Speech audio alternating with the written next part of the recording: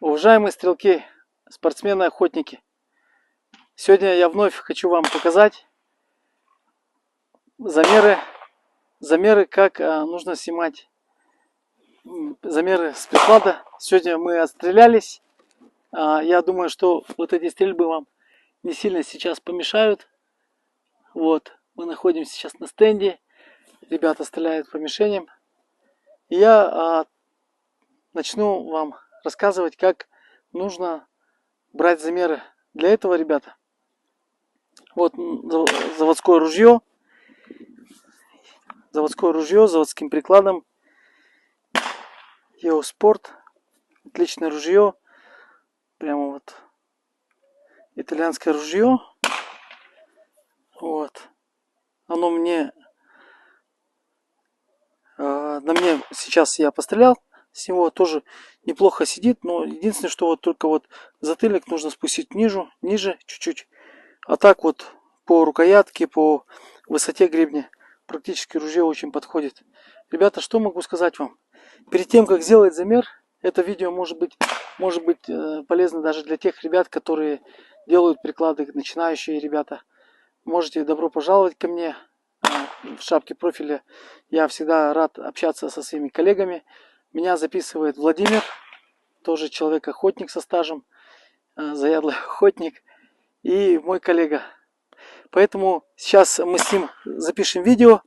Первое, ребята, это нужно стоять. Обязательно вот ноги по ширине плеч. То есть вот ноги, плечи. Вот. Это я вам сейчас разрисую то, к чему мы сейчас стремимся. Это цель, наша цель. То есть тело, оно должно остаться таким же, каким вы являетесь. Чуть-чуть накреняем голову. Вот так вот. И поворачиваем голову. Да, я хотел сказать.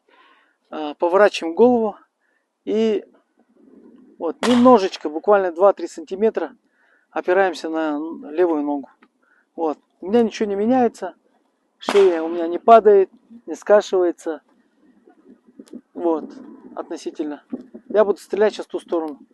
Ружье, ребята, разряжено.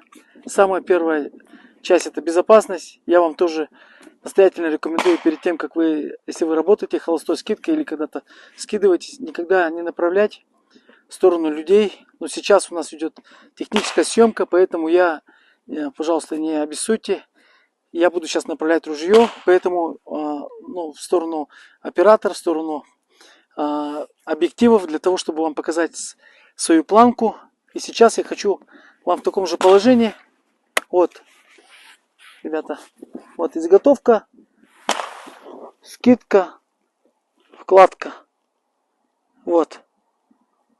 Сейчас, пожалуйста, я попрошу Володю чуть-чуть отойти и показать мое телосложение, которое не поменялось. Вот, допустим, ребят. Вот. Чуть-чуть проще. Просто вес на левую ногу. Вот. В жизни это будет вот так. Фух, ну я не ковбой, конечно, так быстро стрелять, да, там. Но это гораздо чуть-чуть попроще в жизни выглядит. Поэтому обязательно накреняем вот ноги по ширине плеч. Поворачиваем голову. Нос у нас к ступне. Смотрим прямо, не из-под лба. Вот так вот. Наша задача, наша мерила, цель, как я говорил до этого, оставить вас в таком же положении, в природном вашем положении, чтобы ружье под вас подстраивалось, подчинялось, а не вы под него. Вот, ребята, вот. Я как говорил, у меня ружье сейчас заводское, поэтому все хорошо сидит, да, но единственное, вот видите, вот затыльник немножко у меня торчит, поэтому только вот такая-то часть у меня, часть затыльника прикасается. А нам нужно что, ребята? Я хочу заметить один момент. Приклад от слова ссылает на глагол прикладывать. Прикладывать — это значит что-то плотно, тесно прижимать к чему-то. Человек, когда стреляет из ружья, он хочет плотно стать одним целым, чтобы у нас не было люфтов, подкидываний, кивков всевозможных. Чтобы у нас при нажатии, медленном нажатии, этот путь дроби, снопа дроби ровно пошел по линии зрачка. Итак, у нас уже разряжено. Вот смотрите, ребята. Хоп, Я сейчас поворачиваюсь в сторону объектива. Вот видите, у меня глаз сидит. Глаз сидит. И при этом хочу обратить внимание, вот шея прямая. То есть я встал, как сейчас, немножко на дуплет. То есть дуплет это когда две мишени одновременно стреляют. Левая туда, правая сюда, это в спорте. А в реале это будет вот так. Вот, допустим, вот я сейчас смотрю вон туда. Алло, привет. И сейчас я повернусь на вас, смотрите. Я поворачиваюсь на вас. Хоп. Уже разряжено.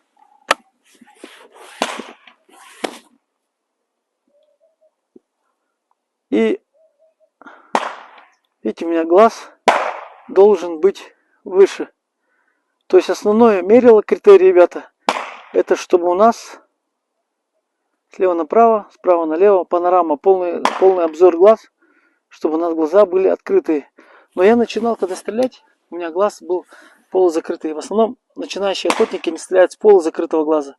Но по мере возрастания их навыков они открывают глаза, и когда приклад у них сидит на месте, ну, как я его называю, тестом или водой, который принимает любую форму, да, как говорил Брюс Ли.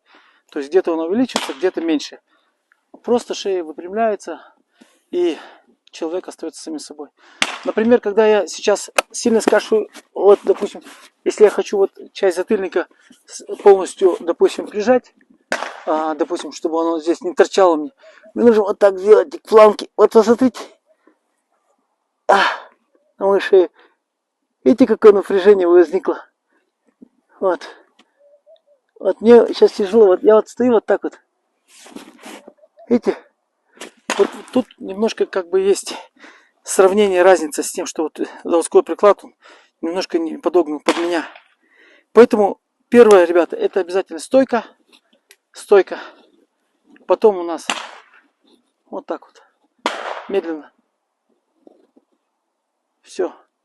Обязательно стойка. Потому что если будете вот так вот стрелять, как на биатлоне, или вот так вот стрелять, или вот так вот стоять, если стойка, то мы не достигнем с вами цели. Поэтому первое мы исходим с стойки. Следующее, что я хотел показать, ребята. Обязательно нам нужно будет с вами, ребята. Вот я здесь сделал небольшую такую эстетику. Вот. Это меряем с вами палец, ребят. Берем руку, расслабляем ее. Видите, она в полуизогнутом состоянии, когда ее сверху вниз держишь, вот так болтается. Вот ложим ее сюда.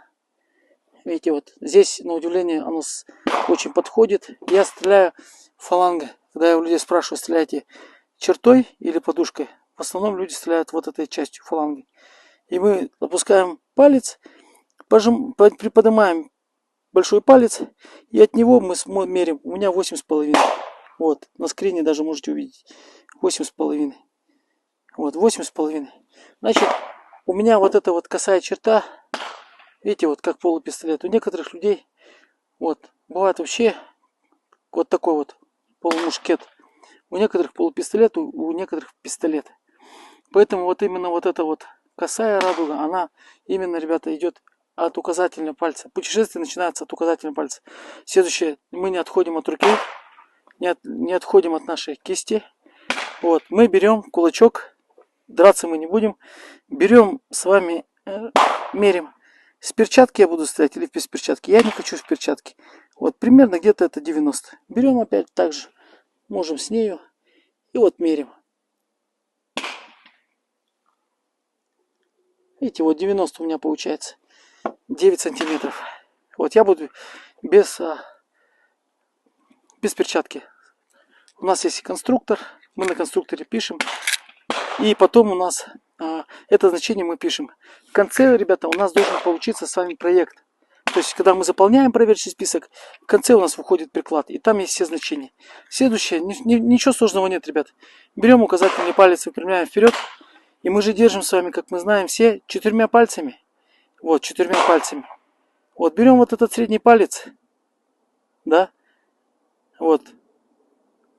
Поцелуйчик с большим пальцем. Шейка называется. И вот так вот берем. Видите, в диаметре 4,5. Допустим, тут какое мерило. Не надо обязательно, чтобы он был вот такой. Может быть и вот такой. Видите, вот заводские приклады какие. Где-то Где-то в районе вот так вот будет. Но это не 80, понимаете, и не 90. Это вот в этих категориях лежит. Поэтому обязательно нужно мерить, чтобы он был где-то вот в районе вот так вот. Вот, обязательно замеряем 4,5. Здесь вот в прикладе, вот в пистолетном, вот это у нас без стопера приклад. Без стопер. Это со стопером, стопер, который гасит амортизатор и вообще удобный такой для некоторых дисциплин. Нельзя сказать, что это лучше, этот хуже. Это чисто на любителя, ребята. Он, вот видите, вот поцелуйчик. Вот где-то здесь, вот в этом районе у меня уходит. Если я плотно. Вот палец у меня указательный выходит. Это называется у нас шейка. Мы закончили с вами, ребята, с рукой, с кистью. Это очень заглавная часть. Почему она заглавная? Потому что, смотрите, ребята, если человек держит, например, какой-нибудь, мушкет, допустим, вот так, да, но это очень неудобно вот так вот, издалека так. А если это будет пистолет, и хват будет удобный, человек может даже, я не говорю, что вам надо вот так вот стрелять, да, вот так вот, если хороший хват, вот пистолетный всегда, ребята, удобно, допустим, держать, всегда удобнее держать. Если, допустим, у него есть шишка, он очень хорошо, хватки такой четкий, всегда удобнее держать вот этими 4 пальцами, чем держать, например, какой-нибудь такой вот, мушкет. Знаете, мушкет, это как Пушкин же стрелял на дуэли, там были такие мушкеты в свое время. И поэтому с рукой у нас закончено. Следующий параметр, ребята, если вы хотите, чтобы у вас глаз лежал, допустим, над планкой, или ниже планки, да, ниже планки, то нужно, ребята, первое мерил, чтобы удобно, когда над планкой глаз лежит, над планкой, чтобы вот эта вот взлетная полоса, она была ниже была, ребята, вот, ниже. Не в эту сторону низко прямо, глаза не видно, а чуть-чуть выше. Критерий 2-3 миллиметра над нижним веком. Вот эта вот полоса, планка должна быть, чтобы луч зрачка проходил по ней. И планка практически не мешала. По части вопроса, высокая планка, низкая планка, нет критериев. Это все формирует приклад. То есть, если приклад, пистолет хороший и подогнана высота гребня, то даже низкую планку можно сделать как высокую планку. Главное, чтобы она была под глазом, ребята. Это вот основной критерий. Вы можете это попробовать. Мы берем дальше, ребята. Добавляем. Давайте я еще раз покажу. Вот, ружье разряжено. Вот. У меня, конечно, он чуть-чуть торчит. Вот. То есть без усилий, ребята. Вот. Не надо вот прямо так вот не делаю. Просто вот. Обратите внимание. У меня глаз сейчас над планкой. Приклад совпал таким образом, что он стоит над планкой. Дальше я хотел обратить внимание, ребята. Нам необходимо взять палец, вот, скинуть там, где у нас прижимается скула, не здесь, а вот здесь, взять, поставить ориентир. Мы взяли его, ложим его на край стола. При этом у нас эта часть планки, да, линия ствольной коробки, так назову, да, таким сложным словом. Линия планки, линия ствольной коробки. Вот у нас с вами метка, где у нас есть. Мы берем метку, мерим от торца, от самого края металла до этого части, где у вас соприкасается скула. Здесь 24 сантиметра. Бац, сразу 24 сантиметра отмечаем. Это нужно для чего, ребята? Для того, чтобы можно было 24 сантиметра отметить в этом месте и уйти теперь на вертикаль. Это был горизонталь, а это вертикаль. В этом месте мы до края стола мы тут выровняли. У нас ровно край стола. И здесь необходимо, ребята, взять, хоп, с краем стола соединить. Тут 4 сантиметра. Взяли это значение, нарисовали. Вместе со мной можно. Сейчас, кстати, мы скоро будем эту программу вводить для людей, для общей массы, чтобы люди пользовались этим как помощь. Следующее. Здесь по резиновый затыльник, по конец резинового затыльника здесь 55, ребята, 55. Записали 55. Следующий замер, ребята. Сейчас мы заканчиваем с вами уже. Вот, это у нас курок. Вот, у нас 38 сантиметров. Низ 38 сантиметров. Но здесь есть такой отдельный момент, ребята. Это нам надо сделать вот эту часть. Смотрите. Обратите, пожалуйста, на внимание, Володя. Вот, я возьму руку, ложу на плечо. Видите, вот как горочка такая. У меня как горочка. И вот затыльник, прикасаясь к плечу, лежит косо в основном. Приклады заводские у нас идут, к сожалению, вот такие вот прямые. А нам надо, чтобы он был косой. Поэтому нам нужно вот эту часть приклада, верх затыльника, называют его пятка, да, в жизни. Пятка. Здесь очень много заимствованных слов. Всякие шейка, там, пятка, там, носок, пятка. Но мы называем по-простому, ребят. Верх затыльника, это низ затыльника. Верх затыльника должен чуть-чуть обгонять. Здесь должно быть тело, то есть дерево должно быть, чтобы он был вот такой вот. Вот такой. Если я возьму сейчас скину, обратите внимание. Вот, было бы здорово, если бы он был бы у меня вот так вот. Видите, вот так повернут. А он, видите, прямо у меня. Это нужно для чего, ребята? Чтобы, допустим, кончики стволов у нас смотрели. Вот поворачиваем стволами к правой руке. Потому что часы здесь 12 часов. Здесь у нас 13:00. Надо, чтобы у нас ружье было по вашему размеру. Видите, под прикладом у нас зазор вышел. Зазор. Вот туда нужно добавить тело. Чтобы у нас путешествие при вскидывании получалось не с неба вниз, да, когда летит мишень. Допустим, летит мишень.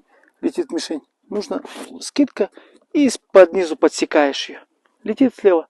Скинул стволы внизу и из-под низу подсекаешь. А у нас получается почему-то, когда мы ставим вот так вот ружье, у нас они смотрят вообще практически на 12:00. Здесь в части затыльника у нас неровно, как бугорок, поэтому выстрелы всегда происходят поверху. Поэтому в английское слово заимствовано pitch. Ну, в самолетах pitch. Рулем налево, крыло самолета налево, направо. И вот этот угол, крен, это называется pitch. Это очень важная часть для того, чтобы можно было улучшить свою стрельбу. Сейчас еще последний параметр называется, ребята, Монте-Карло. Монте-Карло, не знаю, почему его назвали Монте-Карло. Я смотрел в интернете. Это такой спуск затыльника, я бы так назвал. Город у нас называется во Франции Монте-Карло. Может, оттуда они пошли. Вот этот, видите, вот загиб. Это нужно, чтобы часть вот этого спуска затыльника нужна для того, чтобы можно было, смотрите, вот с такого положения поднять в такое положение. С такого, видите? То есть мы не 6-7 сантиметров, да, подниматься, а буквально чуть-чуть. Поэтому у нас, ребята, вот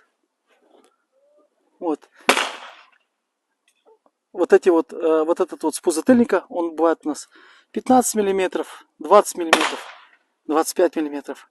Надо очень учитывать, ребята, чтобы приклады были у нас немножко симметричные, чтобы у нас вот эта часть, задняя лопата и вот этот, ну, представляете, вот такой Монте-Карло будет, дикое такое Монте-Карло, ну, кому это понравится. Поэтому, ну, вот это вот маленький приклад, SK Small, вот их 3 таких вот модели, и поэтому обязательно нужно вот учитывать каждую часть симметрии, чтобы бились все размеры, например. Вот, чтобы бились все размеры. Вот, ребята, что могу вам еще сказать про приклад? Все, сейчас мы с вами провели такой небольшой экскурс по прикладу. Начинаем с пальца, кулака, шейки, длины, pitch, Монте-Карло. Все это мы сегодня прояснили. Я думаю, что вам это было полезно. Пожалуйста, пользуйтесь информацией. Приходите ко мне в шапку, в профиль. У меня есть WhatsApp. Если вопросы по стрельбе, я тоже буду рад с вами поделиться. Есть много ребят, которые сегодня по стрельбе и по прикладам тоже, которые приходят. Есть чему у меня у вас поучиться. Поэтому мне было приятно с вами поделиться. Буду в дальнейших видео вам помогать. До скорой встречи. Ставьте лайки. До свидания.